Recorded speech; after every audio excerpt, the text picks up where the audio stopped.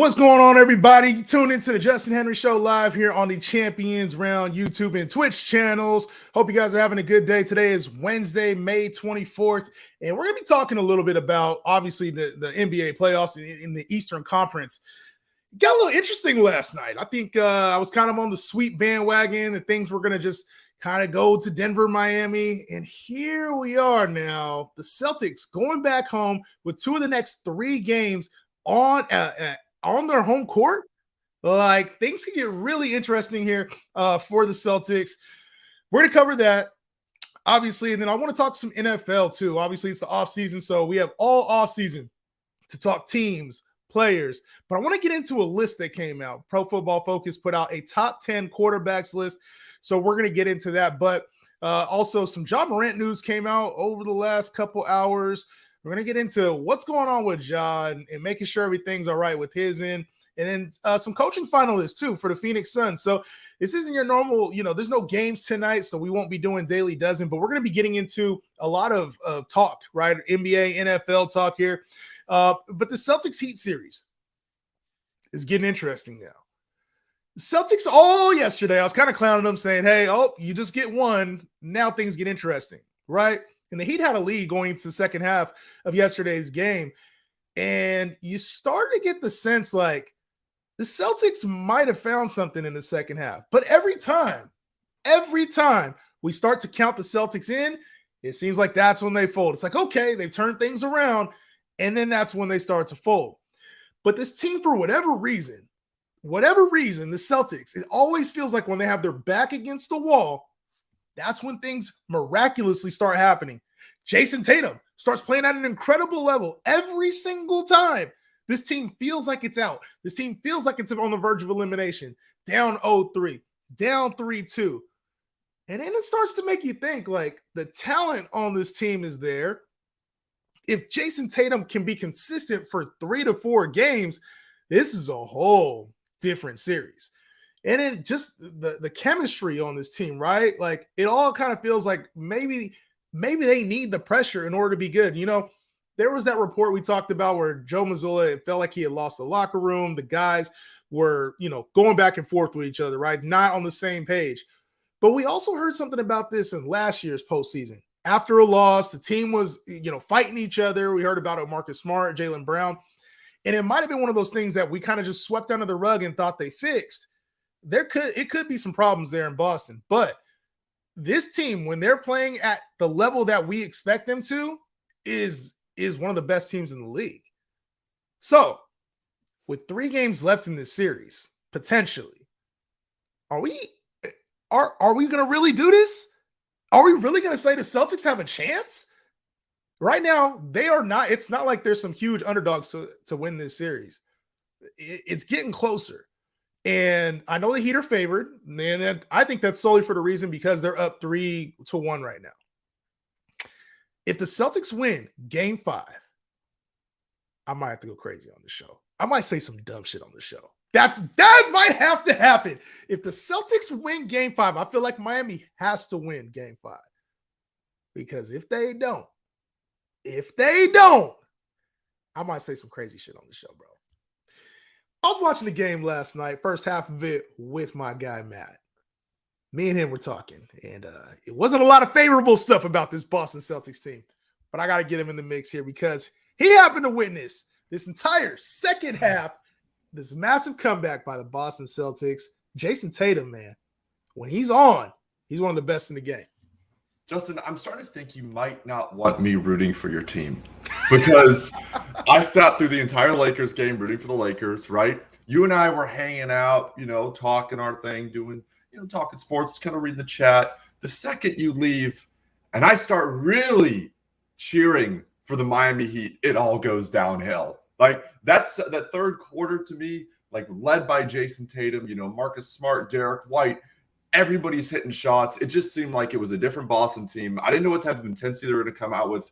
Miami, their turnovers. Like, when I look back at that Game 4, it was the turnovers that really killed them. Jimmy Butler, I think he scored like 15 of like the 22 or 24 points for Miami in the third, whatever that stat line is. He tried to do his thing, but other guys weren't stepping up. And, I think it was a costly mistake by Miami allowing Derek Jeter and Alex Rodriguez in the building, because that team blew a 3-0 lead And they against did. the Boston Red Sox. And now we're heading back to Boston. You know, they pick up a win in game 5. Things can get real interesting. Suddenly, the level of intensity, the pressure on Miami in a game 6 goes through the roof. Is history going to repeat itself in Boston? The Red Sox were down 3-0, made a miraculous comeback, first time ever in history. And it kind of felt like this could be a historic season for the Celtics, because they are tied for most franchise wins in NBA history, most finals franchise wins with the Lakers. Bill Russell happened to pass this year. It's like, I know we've been talking about storylines and all the storylines that we wrote out the script. NBA made out like we thought, right? But wouldn't this be a hell of a story if the Celtics were able to come back and, you know, the Heat did mess up yesterday because they needed to close it out. They couldn't give any optimism to this Boston Celtics team, and now they have it. The Celtics have a lot of optimism because with 2-3 at home, all they got to do is protect home court, get a win on the road. And they've proven that they can get a win on the road. They got to prove that they can beat this Heat team 3 straight times. Let me ask you this. We've talked percentages on this show. You knew I was going there. I knew you were going for a percentage. Percentages, right? After game 3, I think you and I universally were like, Celtics really don't got a chance in this series. Drop a percentage on me, Matt, because that percentage to me starting to go up. Yeah. I think only 3 teams that have been down 3-0. I saw this on the broadcast last night, and maybe Nick can confirm this or deny it. 3 teams have ever forced a game 7 down 3-0, right? But what I saw in that second half from the Boston Celtics was what we've been waiting for. You know, on paper, this team is so deep. They are so talented. And, you know, Jason Tatum led the way. I like their chances in a game 5. And then to me, game 6 is kind of, you know, they were just in that situation with Philadelphia where they had to win that game 6. So I'm going to go like 13, 14%. I'm not crazy high just because I still think, you know, you got Jimmy Butler on the other side of things. But if you would have asked that question yesterday, I had Miami winning. I thought we were going to have 2 sweeps in the conference finals. We were talking about how many times it's happened in history, right? Bringing out the brooms for both series. I'm going to go a little higher. Really? I'm going to go a little higher. Okay. I think the Boston Celtics have like a 35% chance of winning this series. Wow. And, you know, when you start seeing things like Gabe Vincent rolling the ankle, you start seeing things like a little chink in the armor for this Heat team. They're so invincible, you know, and their confidence, they're always riding high with Jimmy Butler. The Celtics team seems to play better as the underdog. They do. Like we talked about it in, I think it was on the show last night. All the underdogs had won the series. Like Miami wasn't favored for any of the games. They were losing. And then last night, of course, the Celtics were underdogs. They happened to get the win. They're favored to win this game at home. Now, I'm not sure that the underdog trend continues, but I do have hope that if the Celtics win game 5, that's a whole lot of momentum heading into game 6 and potentially game 7. The series has changed with the win. Miami has to win game 5. Yeah. Otherwise, they're in a world of hurt. Now, both of these teams do play well as an underdog. They, with their backs against the wall. You talked about your percentage being about 12, mine being about 35. Do you think Miami closes it out in game 5? I don't. I got Boston. And I would imagine going forward in this series, for every game, the Celtics will be favored, right, to win? Or do you think, how do you think that'll play out? Like, I assume the Celtics are favored to win game 5. Game 6 was like right there. It was, you know, like I think 1.5 or something like that. But I imagine this Boston team, I think they're going to go back to Boston. I think they're going to take care of business. Yeah. And game 6 is really the one for me that I'm going to have my eyes on, where I'm like, man, Miami, it's now or never. I think if Miami's going to be favored, that's the only game that they'll be favored. Game 6. And it would deter, I think it would be based on how game 5 played out. Like, there's no way you can draw that lineup right now, because if Boston goes and wins by 15 at home, they're favorites. But if it's a close game, Boston wins by like a point or two, late clutch heroics by Jason Tatum, you probably get a Heat team favorite just because they're at home, like a 1 or 2 point favorite. But it's crazy to see how this series is playing out, man, because I think this was the concern for like Denver too. If the Lakers were able to get the win, we would have been like, oh, now it's a series, even though it's 3-0. But for whatever reason, it feels like this Celtics team really has a legitimate chance that I think after being down 3-0, we were like, this shit's probably a wrap. And I'm scared because like I'm rooting for Miami, but as a sports fan, in terms of like content and us talking, like, if this goes 6 or 7, it gets real interesting. It gets really fun. But as a Miami fan rooting for Jimmy Butler, I start getting more and more worried. The real winner of Game 4, the Denver Nuggets. Yeah. The Denver Nuggets now have time to sit back. Jokic can just chill out. All those scratches he always has on his arm. The whole team gets a lot of rest, a lot of preparation time, and a lot of time to kind of dial in their attack. The Denver Nuggets were the true winner of Game 4. So let's actually move on to NFL, and we're going to get into some more NBA here a little bit later in the show. NFL, man, now's the time. OTAs. We talked about OTAs, and quarterbacks are getting out there, slinging the rock. We're seeing some of the rookies get in there. But let's talk a little bit about some of these quarterbacks, man. It's time to rank these dudes, bro, because this is the ranking season, right? Before everything gets going, this is our time to voice our opinions on who's better than who, right? Well, Pro Football Focus came out with their top 10 quarterbacks. Top 10 quarterbacks in the league right now. This is real football, not fantasy. Number 1 on the list, you can guess it already, Patrick Mahomes, best quarterback in football right now, undisputable. Like you can't question that at all. Now, everybody else is kind of like a puddle of mid, I would say. Like sometimes they're great, sometimes they're not. But these are the next best 9 quarterbacks after Patrick Mahomes. Josh Allen, dog. We know what Josh Allen is. Joe Burrow, dog.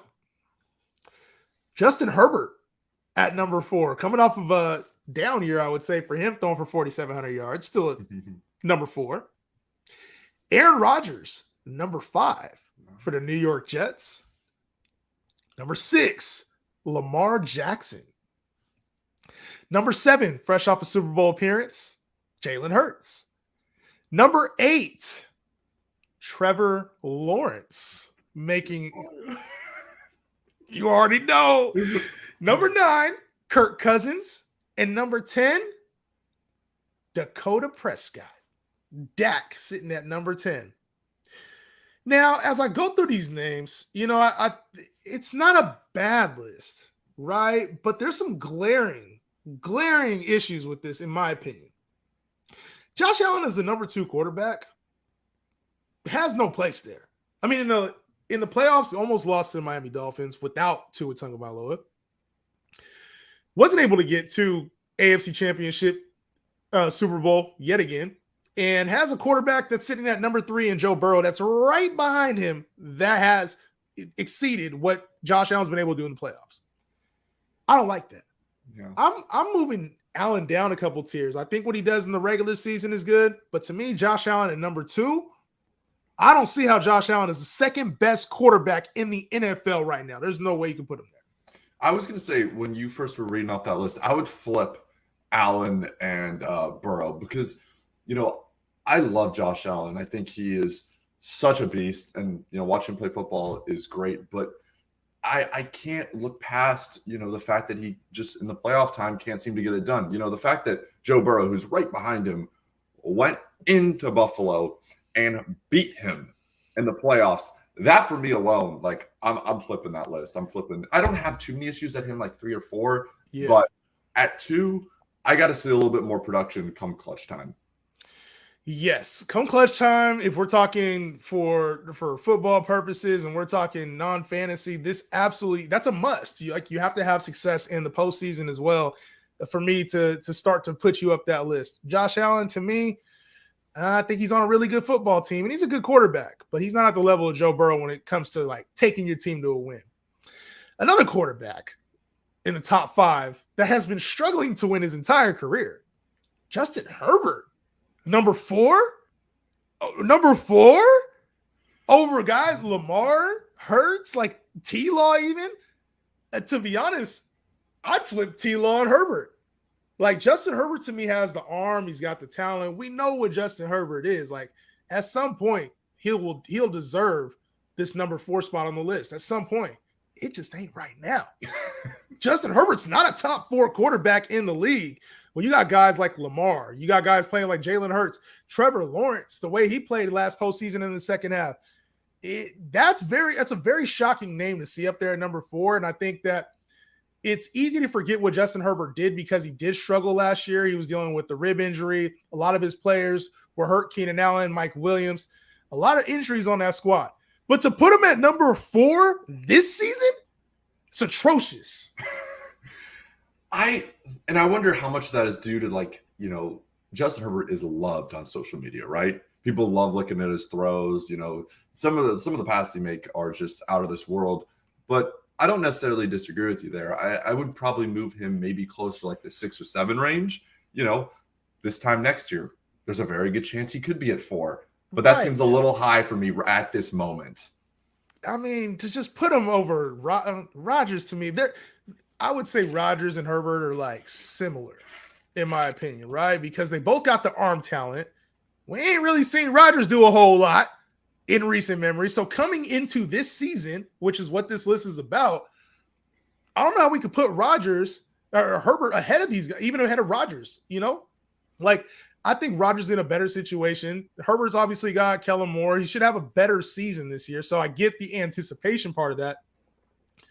But he's got to get over some other talent here. Jalen Hurts sitting behind Rodgers, sitting behind Herbert. How you feel about that? I'm a little surprised just because, like, you know, watching what Jalen Hurts did last year. Now, this time last year, I don't think he'd be anywhere near this top 10 list personally. Yeah, right. You know, I was kind of on the fence about Jalen Hurts. I didn't really know how I felt. I think he deserves, like, if you're going to give, you know, Justin Herbert all that praise, I think you have to move up a player. Like, you can't have, you know, they just went to the Super Bowl. And it wasn't like he played bad in the Super Bowl either. Yeah. He balled out. He did his thing. I know, you know, the Philadelphia Eagles have tons of talent. You know, he's got a great wide receiver group around him. But I'm moving. I think that's a little disrespectful to Jalen Hurts. It's a little disrespectful to Hurts. So it hurts me to see him down there, no pun intended. But it's a little disrespectful. And I think he probably likes that. Like, Jalen Hurts is the kind of guy that's like, I kind of like being disrespected and being, you know, having to prove myself. So, and then a couple veteran names down here at the bottom. Names we're probably getting tired of at this point. Kirk Cousins, Dak Prescott. I mean, are they really? It's crazy to say. Is Kirk Cousins, is Dak Prescott, are these guys really top 10 quarterbacks in the league right now? And you start to stretch out your thought process, right? I'm like, well, who else could really be there? We're missing a really big name who had a down year last year, for very obvious reasons. Very obvious reasons. But are those guys better than Deshaun Watson? It's a great question. You know what my head was going to? I thought you were going to say for a second there was Kyler Murray, right? Kyler Murray too. Because Kyler Murray is another name where, like, you know, if this was 2022, I'm sure Kyler Murray would be in that list. I got to see Deshaun Watson play because one of the best sporting events I ever went to, I flew to Kansas City because my friend has season tickets, and I saw Deshaun Watson and DeAndre Hopkins go up 24 points. You were there at that game? I was at that game, and I saw Pat. That's the moment I knew Patrick Mahomes was just different. A 24-point deficit in the second quarter he overcame personally. It was one of the craziest things ever. But going into that, like, Deshaun Watson, you know, I understand last year, you know, he missed so much time. He didn't look great. But I think at the end of the year, we're going to be talking about Deshaun Watson as a top 10 quarterback in the NFL. Yeah, and over guys like Dak and Cousins who just have limitations. We know what they are as quarterbacks. They just have limitations. And we've seen Deshaun Watson when he's locked in. So a year with the offense, they're getting him some talent there. They're planning on airing it out a little bit more.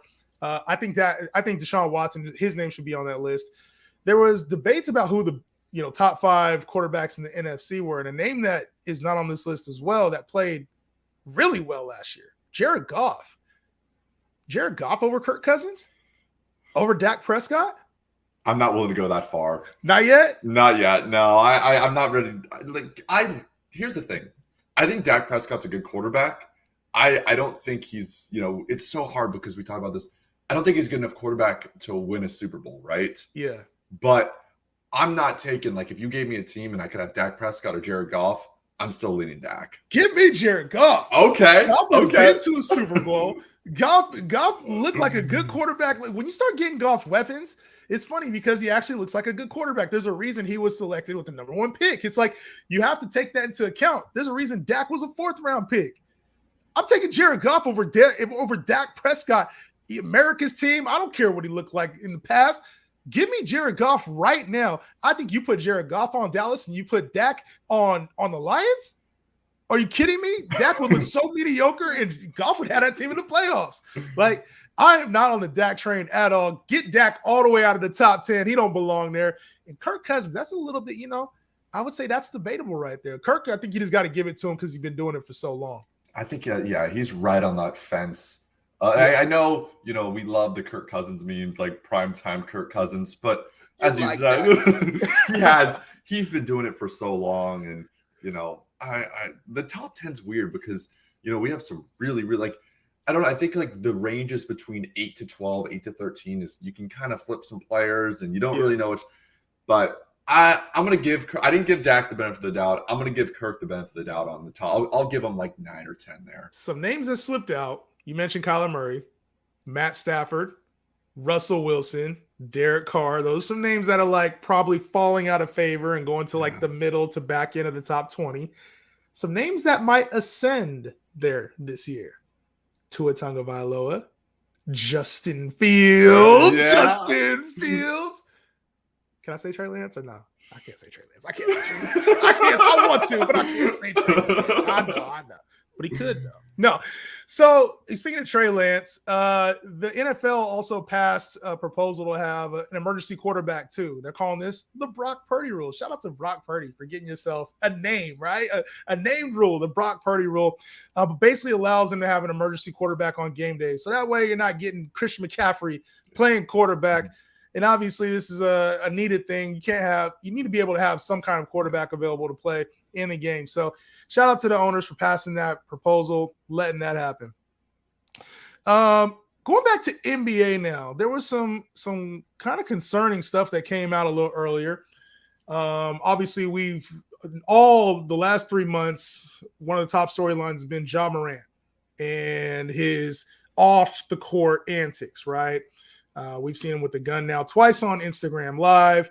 We've seen him get suspended. We've seen him come back. We've seen Nike almost drop his shoe. We've seen him under investigation right now. And then he posts again on Instagram. It's just not what you're thinking, right? It's not flashing any more guns. This one was a little different. He said he showed, on his Instagram stories, posted a picture with his mom, said, "Love you, Mom." Posted a picture with his dad, said, "Love you, Dad." Posted a picture with his daughter, said, "You're the greatest, love you, daughter." And then he posted a picture with a microphone in front of him, and it said, "Bye." And, a lot of the talk on Twitter, on social media, in the media itself was, is he all right? It's a lot of pressure on a young man who has gone through a lot here over these last couple months. And so a lot of people went to a worst case scenario, wondering if he was okay for good reason. It's good to wonder about, inquire about people and their health and their status and where they are mentally. It really is. It's one of those things you absolutely need to make sure people are okay. The police did that. The cops were called out to his house. They went and did a welfare check. Ja Morant, he said he's fine. He said he needed to take a social media break. That's kind of where I was going when I saw the post initially. It didn't feel like a cry for help. It didn't, and I get the understanding and want to do that. It did feel like a break, though. It felt like this is a much-needed time for him, whether something is coming suspension-wise, and he already has a little, he's privy to that. It felt more like hey, I need to distance myself from social media, from all this stuff.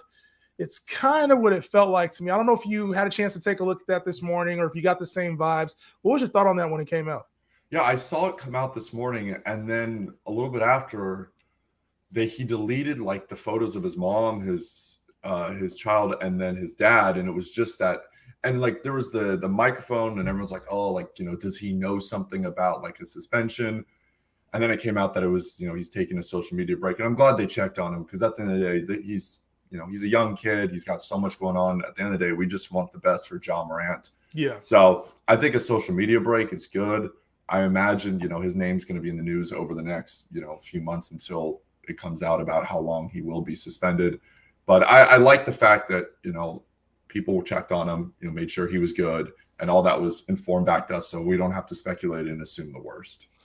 Yeah, it's good that we got the update, and hopefully, to be honest, I really hope this is the outside of whatever news comes out from the NBA. I'm assuming there's some kind of suspension coming. No. Whatever news comes out from the NBA, good or bad, I am hoping that this is the last we hear from Ja Morant on social media for a while until he gets things figured out mentally, until he gets his ducks in a row with his people, until he figures out what his penalty is, and until he has a chance to go get some counseling. I think these are all things that need to happen before we see a rebound from Ja Morant on social media in any form or fashion. And, you can use social media for whatever it is. If it's an outlet for you to get things off your chest and an outlet for him to vent his thoughts, an outlet for him to be with his friends, that's fine. I don't mind any of that.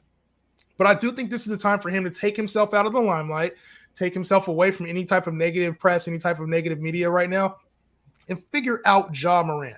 It's an early stage in your life, man. You're 23 years old. You have an opportunity to go down a few paths, and you want to make sure it is the right path. So figuring this is a time where you go through and you figure yourself out, and it's a lot of self-awareness that's going to have to be had here. And especially he's going to have a lot of time to think about that depending on the length of the suspension. So hope Ja Morant is all right. Hope everything goes well for him. It seems like it's a much needed social media break.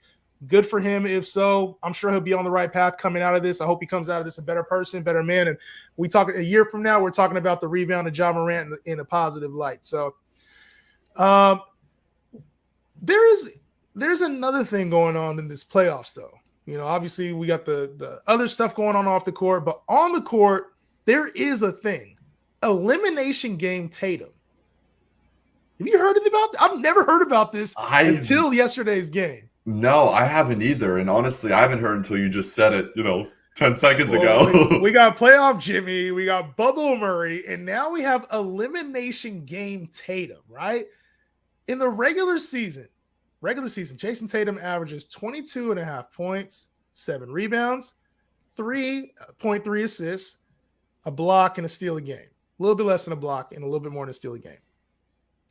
In elimination games, Jason Tatum averages 5 points more, 27.4, 8.2 rebounds, 5.6 assists, which is like 2 assists more than he does in regular games, a block and a steal. He clears both, shoots a better percentage from the field, 3-point and free throw percentage.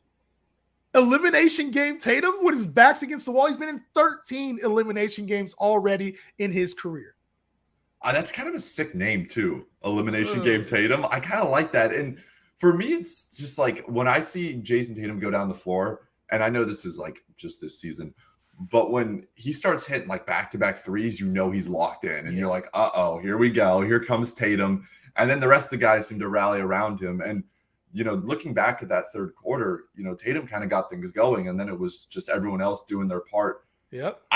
Hey, you know what? We're going to see elimination game Tatum. He's got 3 more opportunities here to see if he can live up to that name. But that I know. EGT. I'm going to call him EGT. Every time he shoots it. EGT, elimination game Tatum. Well, they're going to need him. The Celtics are going to need him. And it's good to see him really step up his level of play. We talk about like Tatum being like Kobe, right? Like kind of like this era's Kobe.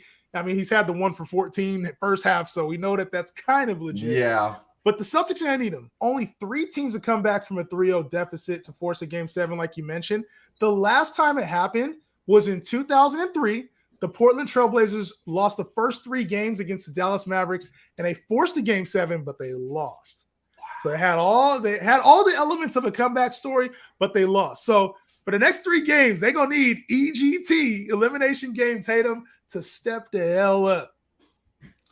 All right, and then we had some coaching finalists too, right? You and I talked a lot about these coaches and that there's a lot of names out there. The Suns, probably the best job right now that's available, maybe outside of Milwaukee, with KD, with Booker, with Ayton and Paul there for now, have 5 finalists for the job.